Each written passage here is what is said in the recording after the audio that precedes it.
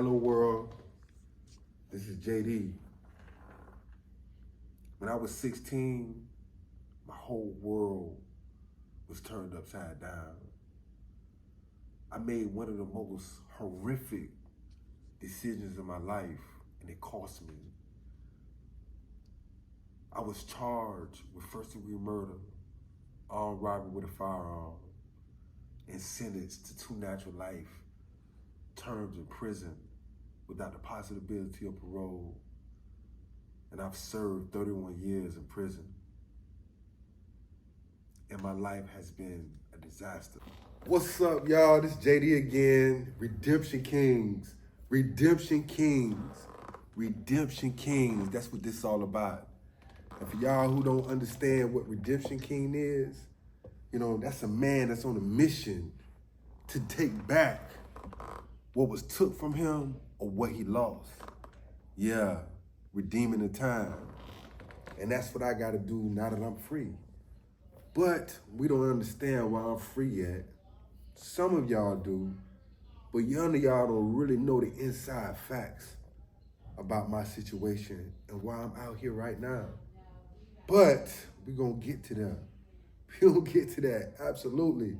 But right now, we still at Cross City. And Cross City is exactly what its name is meant to be called for, Cross City. On Cross City, it's a lot of things going on. Like I said in the past episode, it's a lot of things going on at Cross City. Cross City ain't nothing to play with. But at the same time, if you mind your business, you stay out of other people's business, you might can make it. You definitely might can make it at Cross City. But then you know what? It's some people that can't do that. That's hard to do. Like, I had a partner, and this dude, he was a young dude, man. He was, athletic, cut up, but he didn't know how to fight. Now, he hooked up with a dude that had some hands that been in the penitentiary for like 35, 40 years. I'm talking about back in the rock days when them boys had, boxing rings and stuff. No, he learned from this old dude, and man, listen, little partner got raw. Now, little partner got so raw that, a couple of cats that was on the pine that wasn't scared of this cat, now they actually got scared of this dude, man, because he was really throwing them hands. And I'm scared of a dude that's scared of me, because them dudes thinking about ending something, not playing around with it because they scared. So little partner, man, he went to want to use his newfound knowledge on people that was less deserving of it. And what I'm saying is that he went to beating up people that couldn't fend them for themselves. They ain't know what he knew. So he was knocking that cat out right at Cross City. His name started going up, and one time he ran up on the wrong person, because this dude knew what he was actually doing. And man, he went to through that right cross. This other dude weaved that and threw an uppercut, and it was over. I couldn't believe what I saw. From that moment on, everybody that had a little something got on little homie. Yeah, little homie didn't think little homie ain't had what he thought he had. Now, I hit to do that. Taught him had it, but little homie didn't have it. He didn't have it. And little homie ended up almost getting killed in front of the canteen at Cross City. Dude walked right up behind him and tried to cut his whole throat open. The only thing that saved him, and y'all ain't gonna believe this here, especially coming from JD mouth, but this is a fact. The only thing saved him was an old school correction officer, cooler than the fan, white dude. He had the heart to jump between a man determined with a knife to save a black inmate that ain't even know. I never seen it before. every time I seen this officer, I asked him, I said, man, listen, you know, you can't really talk to the officers like you want to, you know, but after you got a little clout about yourself, sometimes they let you ask them a question. And I asked him, I'm like, man, why would you jump in front of a knife and you going home every day? He said, that's my job. And he said, actually, the dude, you know, don't know no better. I couldn't believe it. Chain Gang 101, y'all. Check this out. You know, it's a lot of gangsters in the chain gang, but they ain't all wearing blues. Some of them in brown too. Peep what I'm saying now, because that's some real talk. And not all of them bad, neither. That's just what it is.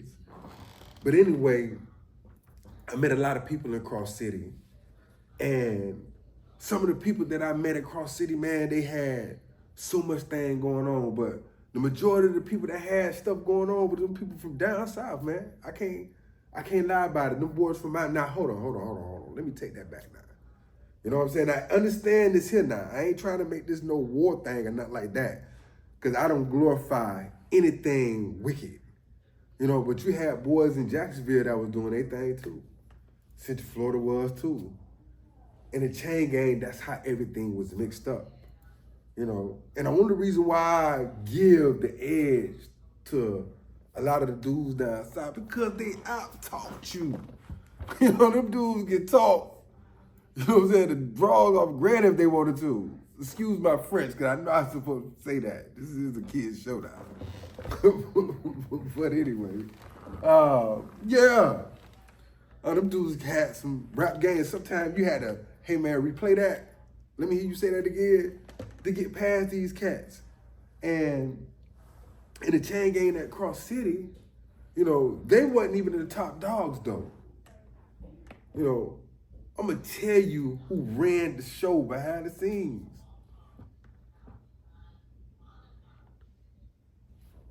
The gay people. You wouldn't believe that. I couldn't believe it. You know, you got all these gay people on the compound, right? And, you know, they do what they do. But you got a lot of gay people on the compound. And these gay people communicate with each other. You know what I'm saying? And all the females on the compound like the gay people. Hey girl, all this other stuff, it's all going on. You know what I'm saying? So when the money hit the pile, they have it first. You know, so you have to interact. And listen, it's a social thing that goes on in prison that divide individuals, you know. Now, everybody got their own business. The gay people, the straight, or whoever else doing whatever they do. You know what I'm saying? Everybody got their own thing, you know. But the underlying factor is, even though everybody got their own thing, people stay in certain lanes that you don't cross, period. In Cross City, a lot of these lanes crossed. It absolutely did. And I thank God that I wasn't a part of it. I was on the outside, looking in, watching, watching the weed spraying, and watching how things fell down. You know, that's why I thank God for my rejuvenated mind, because back then I couldn't see what I'm telling you now, even though it was right in front of my eyes. You know, when you're on this journey, and you got someplace to go, you know, because every decision that you make is a footstep on the way to completing who you are. And the decisions that you make is what create this path for you. Now, I couldn't see that back then.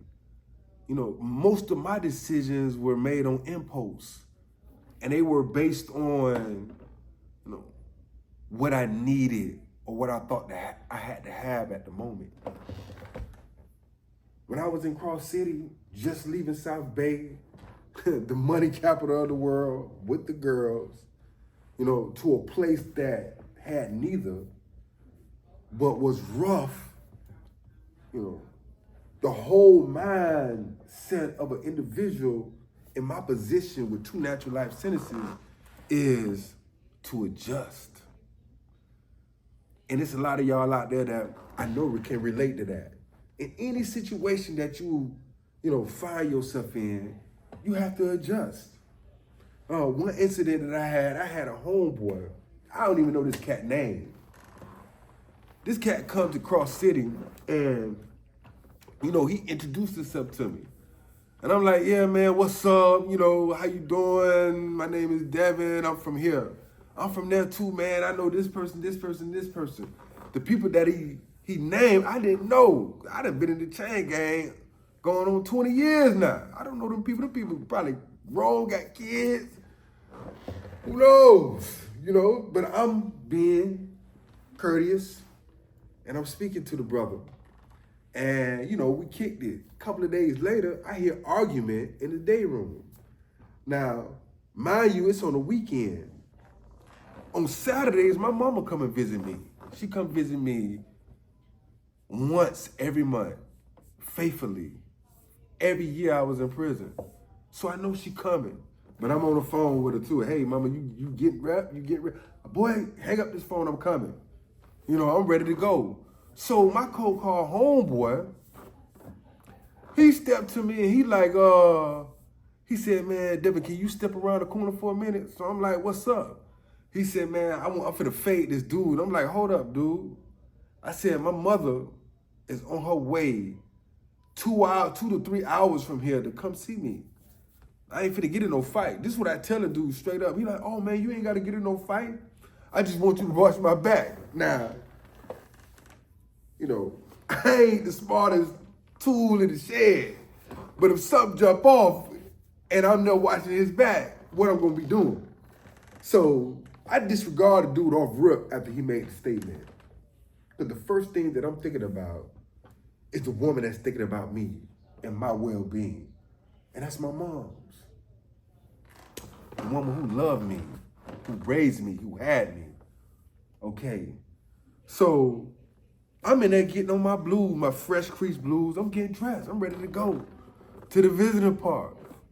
And, when I look around the corner to really see what's going on, mind you, I'm not going over there now. Devin ain't going over there. When I look over there, I see 25 jitterbugs. I mean, young hair twisted all up. I'm talking about the whole 9.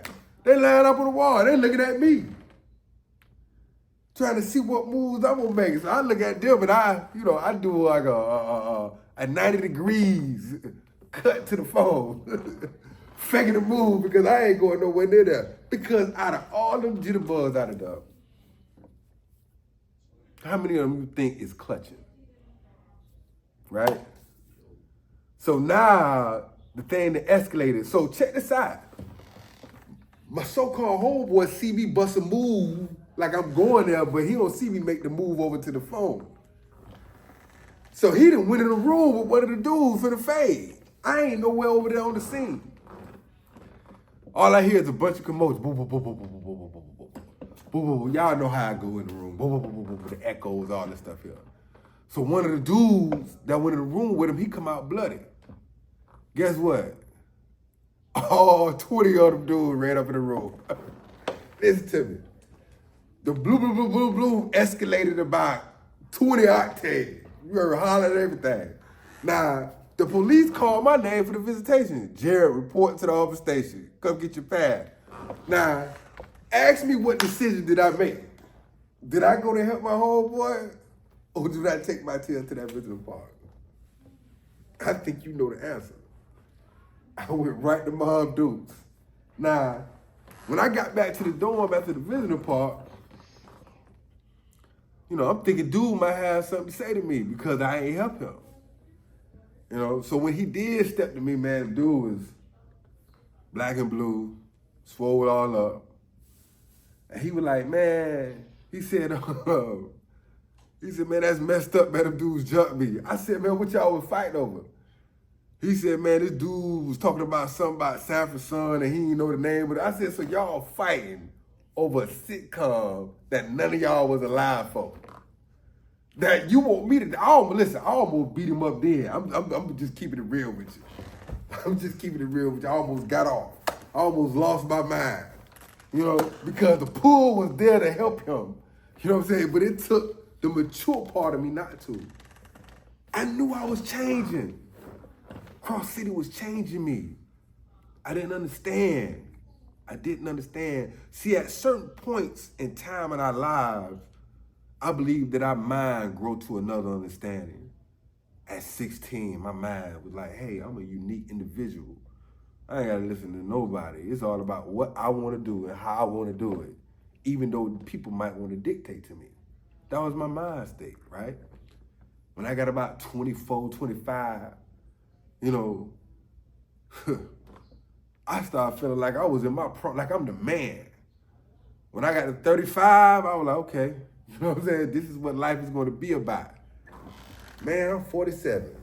You know what I'm thinking about? Mortality. Damn, I got about 20 more years. I might be out of here. You know what I'm saying? But boy, I'm blessed. I'm blessed because I'm free. But I wasn't always free. Cross City holding me for almost 14 years. I went to Cross City at the age of 29 and left 39 years old.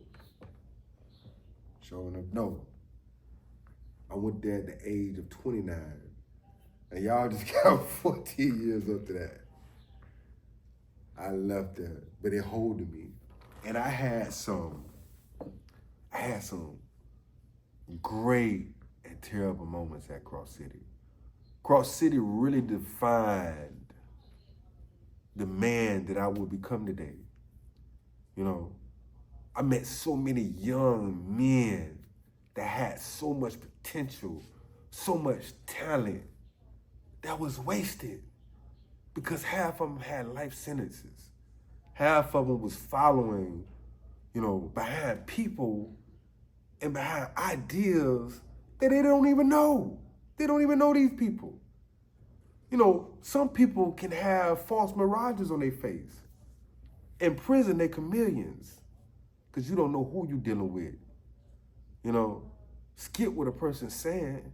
I want to see what you do because that shows me what I'm dealing with.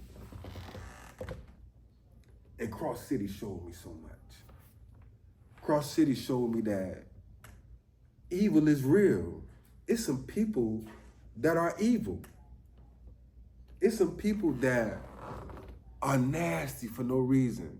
And I'm not just talking about officers. I know a lot of y'all thinking like, man, it's a lot of nasty. It's a lot of nasty dudes out there too. It's a lot of people that's evil for no reason. It's just what they want to do, you know? And it was a lot of evil dudes and it was a lot of evil spirits in Cross City. Me and my partner, Dominic, we out on the rec yard one day, we working out. You know, we see an argument spark up over some foolishness. I don't even know what it was about, but it was foolishness. And these dudes go to blows, so that's normal in prison. You gonna fight in prison, you gonna fight in the detention center. The county jail, definitely prison, right? So they go to blows. So we looking at them, and we go off to the side because we don't want to be a part of the hooray. You know, I practice a thing called preventative maintenance. And preventative maintenance to me is cut it off before it even starts. So I know this finna escalate, so I'm finna walk over here. So that's what I did.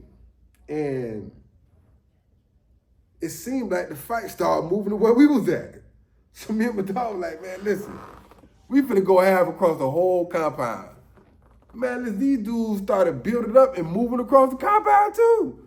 So I'm like, man, we gonna have to go in the door. We ain't working out today. Listen, these dudes went from throwing blows to, it did like 300 out there. Swords everywhere. Everybody know what 300 look like. That's what it looked like. Absolutely. Right there across city. It was so many gang fights. So many different things going on. You know, I mean, so many riots. I mean, it was a hard camp. It was a hard camp because sometimes something will go on and a camp will open right back up the next couple of hours because it was normal. This is what goes on in institutions. You know, some dudes might make up and say, you know, I don't want to live today, but I don't want the next man to live with me. That happens in society out here too. You know, but it's kind of personal when it happens to someone that you see every day that loses his way because of the time that he had. These are the things that I seen and dealt with every day.